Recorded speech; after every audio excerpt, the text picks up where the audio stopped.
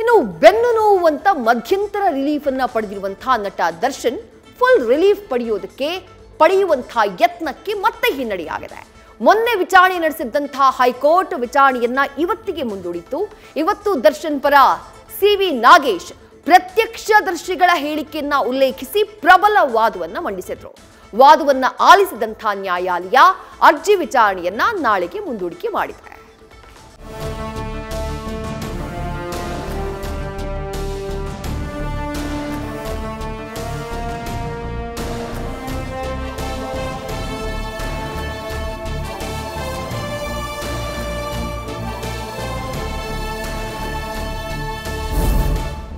ಬೆನ್ನು ನೋವಿನ ಕಾರಣಕ್ಕೆ ಮಧ್ಯಂತರ ಜಾಮೀನು ಪಡೆದಿದ್ದ ನಟ ದರ್ಶನ್ ಈಗಾಗಲೇ 28 ದಿನಗಳನ್ನ ರಿಲೀಫ್ನಲ್ಲೇ ಕಳೆದಿದ್ದಾರೆ. ಇನ್ನುಳಿದಿರುವುದು ಕೇವಲ 18 ದಿನಗಳು ಮಾತ್ರ.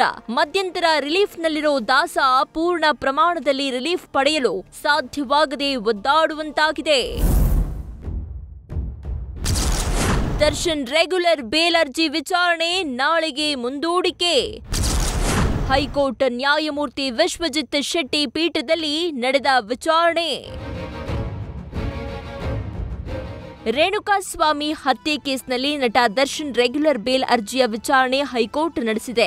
ಇವತ್ತು ಪ್ರತ್ಯಕ್ಷದರ್ಶಿಗಳ ಹೇಳಿಕೆ ಆಧರಿಸಿ ವಾದ ಮಾಡಿದ ದರ್ಶನ್ ಪರ ವಕೀಲ ಸಿವಿ ನಾಗೇಶ್ ಕೇಸ್ನಲ್ಲಿ ಐ ವಿಟ್ನೆಸ್ಗಳ ಹೇಳಿಕೆ ಸರಿಯಿಲ್ಲ ಅಂತ ವಾದ ಮಂಡಿಸಿದ್ರು. ವಾದ ಆಲಿಸಿದ ನ್ಯಾಯಾಧೀಶರು ವಿಚಾರಣೆಯನ್ನ ನಾಳೆ ಮಧ್ಯಾಹ್ನ 2:30ಕ್ಕೆ ಮುಂದೂಡಿದ್ದಾರೆ. ಹಾಗಿದ್ರೆ ಕೋರ್ಟ್ನಲ್ಲಿ ವಾದ ಪ್ರತಿವಾದ ಹೇಗಿತ್ತು ಅಂತ ನೋಡೋದಾದ್ರೆ, ಪ್ರತ್ಯಕ್ಷದರ್ಶಿಗಳು ಪೊಲೀಸರ ಮುಂದೆ ಹಾಗೂ ಮ್ಯಾಜಿಸ್ಟ್ರೇಟರ್ ಮುಂದೆ ಹೇಳಿಕೆ ಕೊಟ್ಟಿದ್ದಾರೆ. ಶೆಡ್ ಸಿಬ್ಬಂದಿ ನರೇಂದ್ರ ಸಿಂಗ್ ಆರೋಪಿಗಳ ಬಗ್ಗೆ ಹೇಳೇ ಇಲ್ಲ, ಬರೀ ಕಾರ್ ಬಂತು ಕಾರ್ ಹೋಯ್ತು ಅಂತ ಮಾತ್ರ ಹೇಳಿದಾನೆ. ಇನ್ನು ಪ್ರತ್ಯಕ್ಷದರ್ಶಿ ಮಲ್ಲಿಕಾರ್ಜುನ್ ಜೂನ್ 11ರಂದು ಶೆಡ್ಗೆ ಕೆಲಸಕ್ಕೆ ಹೋಗಿದಾಗ ಕೊಲೆ ಬಗ್ಗೆ ತಿಳಿತು ಅಂತಾನೆ. ಈತನ ಹೇಳಿಕೆ ಅದೇಗೆ ಸಾಕ್ಷಿಯಾಗುತ್ತೆ ಹೇಳಿ? ಮತ್ತೊಬ್ಬ ಪ್ರತ್ಯಕ್ಷದರ್ಶಿ ಮಧುಸೂದನ್ ಸಂಜೆ 6 ಗಂಟೆಗೆ ದರ್ಶನ್ ಸರ್ ಹಾಗೂ ವಿನಯ್ ಶೆಡ್ ನಿಂದ ಹೋದ್ರು ಅಂದಿದ್ದಾನೆ. ಇಷ್ಟು ಬಿಟ್ರೆ ಆತನ ಹೇಳಿಕೆಯಲ್ಲಿ ಏನೂ ಇಲ್ಲ. ಇನ್ನು A13 ದೀಪಕ್ ಶೆಡ್ ನಲ್ಲಿ ಸೀಸ್ಡ್ ಕಾರ್ಗಳ ಬಿಸ್ನೆಸ್ ಮಾಡ್ತಾ ಇದ್ದು ಕೋರ್ಟ್ ಈಗಾಗಲೇ ಆತನಿಗೆ ಬೇಲ್ ಕೂಡ ಕೊಟ್ಟಿದೆ. ಪ್ರಕರಣದ ಮತ್ತೊಬ್ಬ ಪ್ರತ್ಯಕ್ಷದರ್ಶಿ ಪುನೀತ್ ಹೇಳಿಕೆಯನ್ನ ತಡವಾಗಿ ದಾಖಲಿಸಿದ್ದು ಕೂಡ ಯಾಕೆ? ಘಟನೆ ನಡೆದ ಮಾರನೇ ದಿನ ಪುನೀತ್ ಶೆಡ್ ನಲ್ಲೇ ಇದ್ರೂ ಪೊಲೀಸರು ಹೇಳಿಕೆ ದಾಖಲಿಸಲೇ ಇಲ್ಲ. ಇದಕ್ಕೆ ಪ್ರಾಸಿಕ್ಯೂಷನ್ ಸರಿಯಾದ ಕಾರಣ ನೀಡಿಲ್ಲ. ಪುನೀತ್ ಹಾಗೂ ಕಿರಣ್ ದೀಪಕ್ನ ಸರ್ವೆಂಟ್ಗಳು ಊರಿಂದ ಊರಿಗೆ ಹೋಗಿದ್ದೆ ಎಂದಿರುವ ಪುನೀತ್ ಮೊಬೈಲ್ ಬೆಂಗಳೂರಿನಲ್ಲಿಯೇ ಇತ್ತು. ಕೇವಲ ಟವಲ್ ಲೊಕೇಶನ್ ಮಾತ್ರ ಸ್ಥಳದಿಂದ ಸ್ಥಳಕ್ಕೆ ಜಂಪ್ ಎಂದು ತೋರಿಸಲಾಗಿದೆ. ಇದು ಟ್ರಯಲ್ ಮ್ಯಾಟರ್, ವಿವರವಾದ ವಾದ ಬೇಡ. ಏನು ಹೇಳ್ತಾ ಇದ್ದೀರಿ ಅದನ್ನು ಚಿಕ್ಕದಾಗಿ ಹೇಳಿ.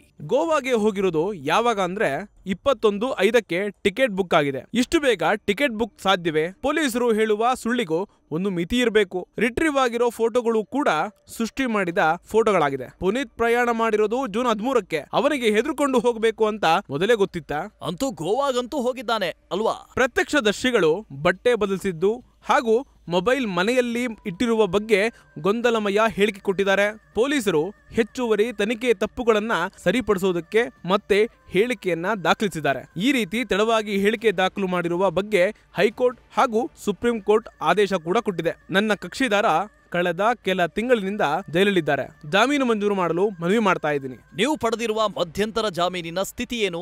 ಅದು ಇನ್ನೂ ವೈದ್ಯರ ಪರಿಶೀಲನೆಯಲ್ಲಿದೆ. BP ವೇರಿಯೇಷನ್ ಇದ್ದು ತಕ್ಷಣ ಸರ್ಜರಿ ಆಗಿಲ್ಲ. ಅವರಿಗೆ ಯಾವುದೇ ಡಿಫಿಕಲ್ಟಿ ಬಗ್ಗೆ ವರದಿಯಲ್ಲಿ ಇಲ್ವಾ? ಇಲ್ಲಿ ತೊಂದರೆಗಳಿವೆ, ಅದನ್ನು ನಾವು ಹೇಳೋದಕ್ಕೆ ಆಗಲ್ಲ.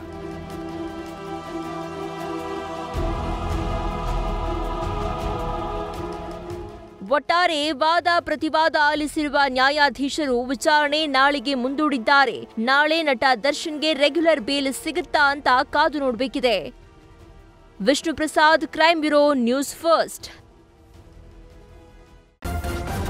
ನ್ಯೂಸ್ ಫಸ್ಟ್ ನಿರ್ಭೀತಿಯಿಂದ ನಿಮ್ಮ ಪರವಾಗಿ.